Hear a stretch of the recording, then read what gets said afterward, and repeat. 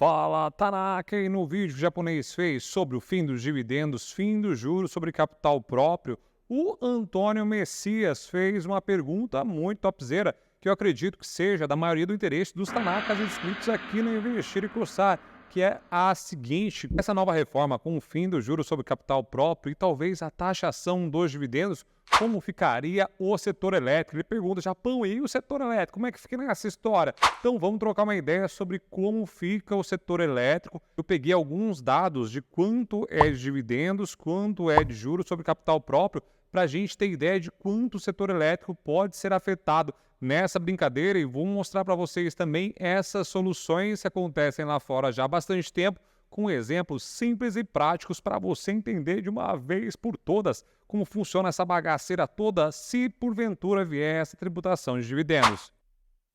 Tanakão, e esse canal aqui, Investir e Coçar, funciona exatamente igual o canal Luiz do Som e do Manetequim. Vocês pedem, o japonês responde do lado de cá. Porque é muito importante para o Japão que vocês comentem aqui embaixo dúvidas, né? Porque eu falei já, né? Às vezes nessa maldição do conhecimento, eu acho que vocês já sabem tudo. O japonês fez um vídeo lá 210 anos atrás e acredito que vocês já viram, né? Então, às vezes eu não repito temas ou tento não repetir aqui porque eu acho que vocês já sabem. Mas muitas vezes vocês não têm ideia do que está acontecendo, na verdade? Então, é muito importante que vocês comentem qualquer tipo de dúvida aqui que eu pego, eu leio sempre todos os comentários, inclusive respondo a maioria deles. E aí, obviamente, a gente consegue trazer vídeos mais produtivos aqui para o Tanaka do outro lado. E dessa vez o Antônio Messias colocou essa questão que eu acho que é dúvida de muita gente, né? Eu falei sobre os setores que podem ser afetados e vão ser principalmente o setor o quê, Brasil? O setor bancário, que vai ser mais prejudicado. O setor também de seguradoras devem ser bastante afetados com o fim do juros sobre capital próprio. Banco BTG, Banrisul, ABCB, então Jesus amado. Mas dá para falar também de Banco do Brasil, BBSE, e aí eu trouxe para vocês aqui umas tabelas comparativas, inclusive, de quanto, né, vem aqui do Banco do Brasil, por exemplo, e quanto vem das elétricas de juros sobre capital próprio, para a gente ver qual é a relação entre elas e se existe, será que as elétricas pagam juros sobre capital próprio ou só é dividendos? Então, se você não entendeu essa parte de juros sobre capital próprio, vou deixar aqui para vocês esse vídeo que eu ensino passo a passo, desenho inclusive aqui, para que vocês entendam o quão vai ser impactante essa parada do fim do juros sobre capital próprio para os bancos, por exemplo. Inclusive, vai diminuir bastante a rentabilidade de alguns deles. E aí, Tanaka, o que acontece no setor elétrico?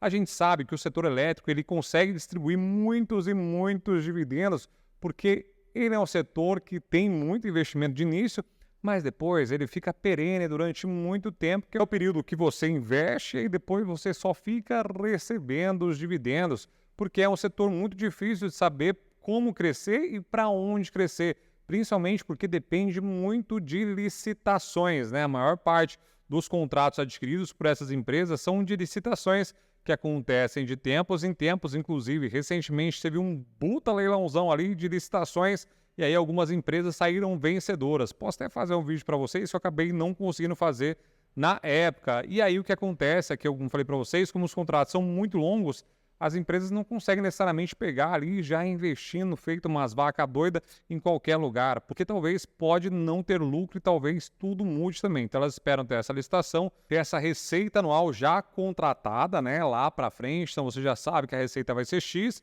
e que ela vai ser corrigida pela inflação, pelo IGPM, independente do índice.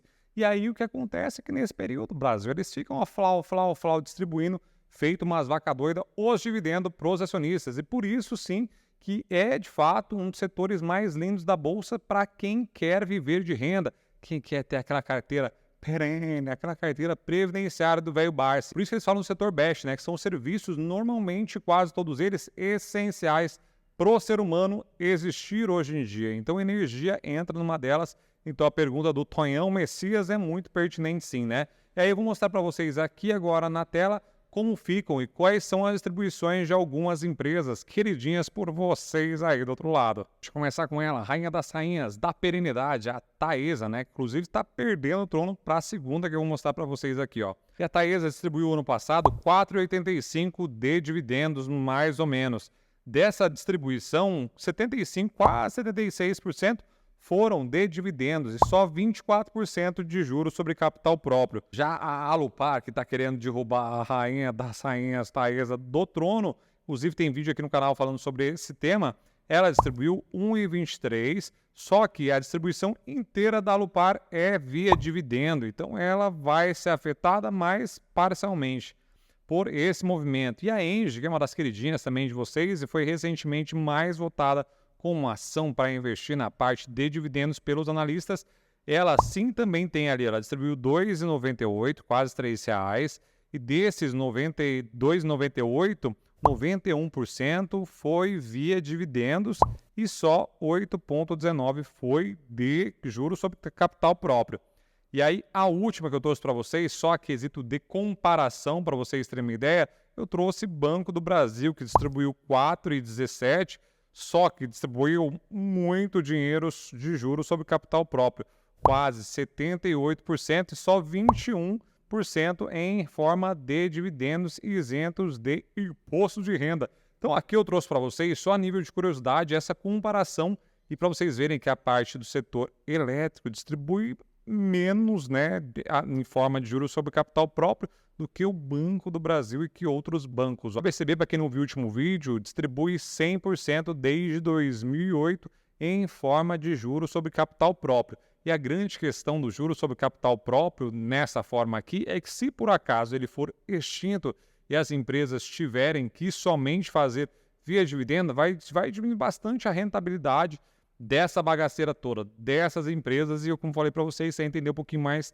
tá lá no outro vídeo. E aí, Brasil, essa parte de dividendo ser tributado, é muito provável que isso, infelizmente, venha a acontecer, né? Como eu falei, tem a parte boa, né, de você olhar o lado copo meio cheio, se é que tem, né? Porque tributo é sempre uma desgraceira, mas a parte do copo meio cheio é porque as empresas vão ser obrigadas, ou pelo menos começar a pensar mais em reinvestir esse dinheiro, né? E aí, obviamente, ter capacidade de alocar bem o capital, né? Porque essa é a grande questão também. Ele fala, nossa, beleza, mas as empresas vão realocar o dinheiro, mas se alocar mal, aí não adianta nada, Brasil. Aí só vai perder dinheiro, e ao invés de estar no nosso bolso, esse dinheiro vai estar em qualquer lugar dessas ações maluquinhas, né? Então isso é muito importante também, você começar a avaliar a capacidade da diretoria e das diretorias alocarem bem esse capital. Porque há exemplo do que acontece nos Estados Unidos, que tem muita recompra de ação, também tem as bonificações. Eu vou mostrar como funciona esse instrumento,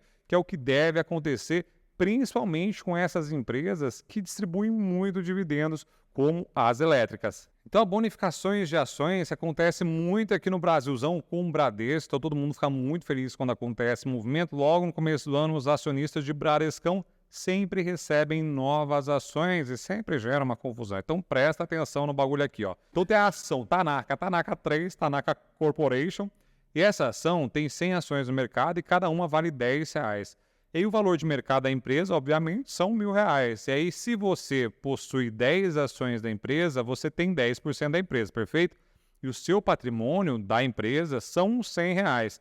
E a empresa, no final do ano, começou a dividir e falou, mano, vou bonificar, não vou distribuir dividendo não, vou bonificar o Tanaka do outro lado aí que ele merece.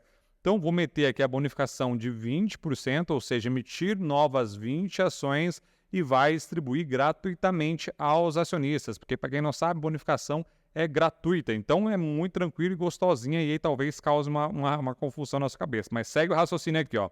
Então, ela basicamente agora vai ter um total de 120 ações, mas o valor de mercado, isso que é importante dizer, continua sendo R$1.000. Então ela aumenta a quantidade de ações, mas o valor de firma dela continua os R$1.000, continua o mesmo valor. Então o Bradesco do ano emite, sei lá, 10 ações a mais para cada acionista, a quantidade de ações vai ser maior, mas o valor financeiro não muda e continua sendo os R$1.000 ou o valor que você tem aí de Bradesco. E aí, basicamente, o valor de cada ação ela passa a ser R$ 8,33. Só que o volume total que você vai ter são os mesmos R$20. Então você recebe 2 novas ações, né? Porque você tinha 10% da empresa, das 100 originais, então agora você possui 12 ações, ou seja, 10% da empresa, e o seu patrimônio continua sendo R$100, porque cada ação agora vale R$ 8,83, como eu disse para vocês. Qual é a vantagem disso tudo? Você fala, mas não mudou nada, já mudou nada, tem o mesmo patrimônio, o que adianta ter ação mais? O que vale é que, obviamente, se tiver dividendos ou qualquer coisa do gênero, ela é distribuída pela quantidade de ações que você tem. Por isso que o velho Barsi e a Luiz sempre falam que você tem que olhar o número de ações que você quer ter, Porque assim você consegue ter uma previsibilidade mínima, pelo menos, de quanto você vai receber de dividendos e não volume financeiro. Então, fala assim, ó, quero ter 1.000 ações de Unip 6, que é a ação do Barcezeira. Quero ter 1 milhão de ações de Taesa. E aí você vai fazendo essas contas em valores unitários. E toda vez que tem essa distribuição nova, você passa a receber mais renda pelo valor da ação. E é basicamente isso que serve a bonificação. E é por isso que o Bradesco também faz todo ano esse incentivo para o acionista. Mas nos Estados Unidos é mais comum a recompra de ações do que, inclusive, essa bonificação de ações. E como funciona a recompra de ação? Olha na tela aí do Japão. Vamos fazer a mesma coisa. Então a gente tem 100 ações, cada uma valendo R$10, então o valor de firma vai ser R$1.000, toda a firma tem, e a gente possui 10 ações, então a gente vai ter 10% dessa empresa, o patrimônio R$100. Exatamente igual o exemplo anterior. Só que, Brasil, ao invés de bonificação, a empresa decide recomprar 20% dessas ações, ou seja, comprar de volta 20 ações no mercado e depois cancelá-la. Normalmente, programas de ações demoram alguns meses, até anos, tá bom, né? Comprar e acabou tudo, valendo, cancelar agora não. Normalmente demora, fala assim, a empresa tem até tal período para recomprar.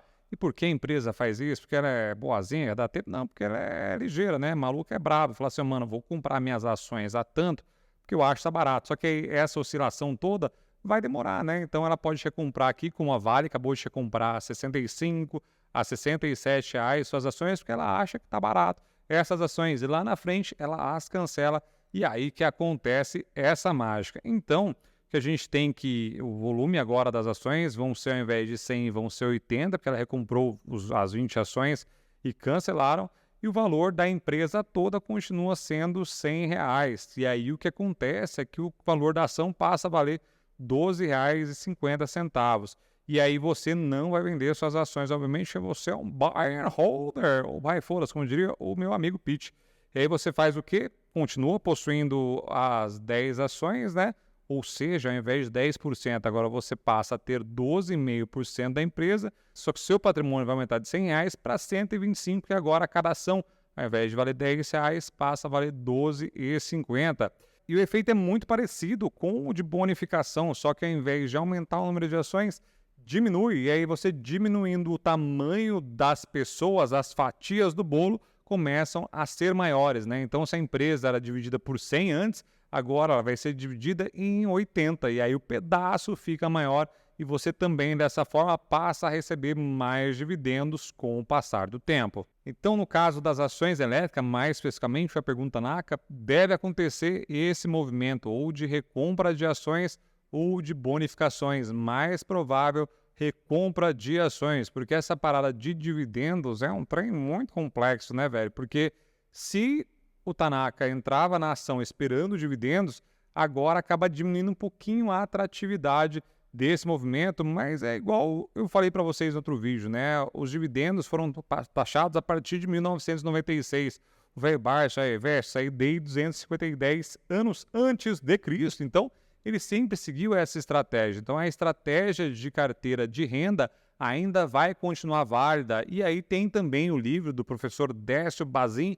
Ele também fala que eram 6% de cash yield, que é basicamente dividendo em dólar, mas aí na época que ele fez 92 o livro também, não era 1 para 1, mas a gente pode considerar ali 94, 1 para 1, que foi basicamente o movimento do dólar. Então a gente tem que olhar sim esse dividendo acima de 6%, que era o que ele achava bom na época, né? E a gente está acostumado, quem é mais novinha, com aquela explosão de acabum de dividendos. Mas se você colocar na média, eu faço esse desafio para você do outro lado, olhe as ações que você gosta e olhe a média de quanto ela pagou de dividendos. E normalmente vai dar uns 6, 7% ali, porque isso é a média histórica, né? Se a gente olhar nos últimos anos, obviamente ela foi explosão de acabum. E aí você está encantado com essa parte de dividendos, porque primeiro, o dividendos foi muito bom, e segundo, porque do outro lado você está chorando no banho, porque a carteira de crescimento foi para o saco. Mas não esqueça que esse movimento sempre é cíclico, né? Uma hora vai para dividendos, uma hora para crescimento, dividendos, crescimento, e sempre vai nesse movimento. Então, por isso que é importante você minimamente definir sua estratégia. Se você quer uma renda como a do velho Barça, você tem que focar na carteira de dividendos. Agora, se você quer ganho de capital, feito uma vaca doida, crescimento, aí você tem que focar na outra parte. Dá também para fazer igual o Barça, inclusive, faz, né? dividir a carteira dele em oportunidade perene e a carteira que vai continuar gerando renda. Uma coisa que eu aprendi com o velho Barnes também é que patrimônio é métrica de vaidade, né? Então, um dia você vai ser bilionário como ele, outro dia, teu a crise zona, você pode ser milionário como ele passou a ser na crise também.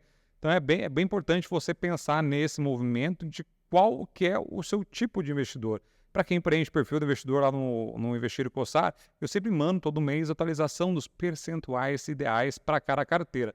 Não tem o certo ou errado, mas o fato é que a gente sempre vai estar certo durante uma época e errado durante outra época. E isso sempre vai acontecer. Então eu falo assim, ó, tal pessoa está errada. Aí você vai falar, qual janela?